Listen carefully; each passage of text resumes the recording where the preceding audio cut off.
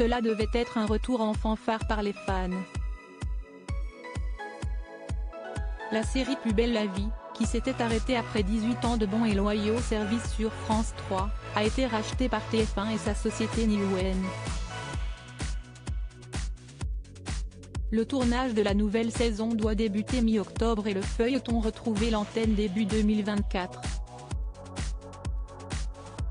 Mais depuis plus d'un mois, l'actualité de la série, c'est aussi la disparition de l'un de ses acteurs principaux, Marouane Berreni, qui devait reprendre son rôle dans la nouvelle mouture.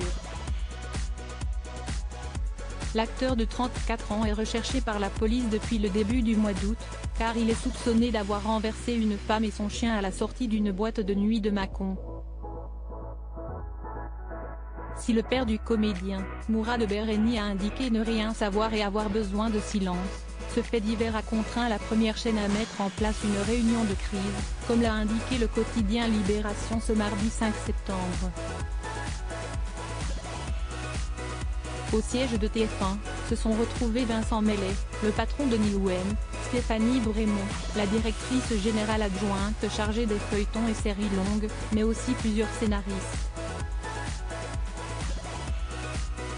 La disparition de Marouane Berreni met TF1 dans l'embarras. En effet, une partie des nouvelles intrigues du feuilleton devait se concentrer sur Abdel Fedallah, le personnage interprété par Marouane Berreni, et sa compagne à l'écran, Barbara. Passé le choc de la nouvelle et sans autre information, les équipes de production se sont remises au travail, même si elles n'en ont aucune envie, a rapporté le quotidien. Car la disparition du comédien a tout changé.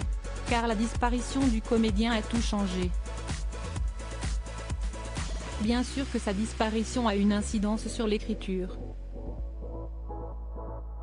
Il faisait partie des comédiens annoncés, et donc attendus, avait confié une personne de la production le 1er septembre au quotidien Le Parisien. Pour l'instant, l'option adoptée par la production est d'écarter l'acteur des nouveaux épisodes du feuilleton. Du côté de ses camarades de jeu, on préfère rester silencieux, je ne veux pas m'entretenir sur ce sujet, a dit l'un à Libération, tandis qu'un autre a confié, on est tous des humains. Je m'exprimerai quand il sera dans mes bras. Article écrit avec la collaboration de 6 médias Crédit Photo, SIPA.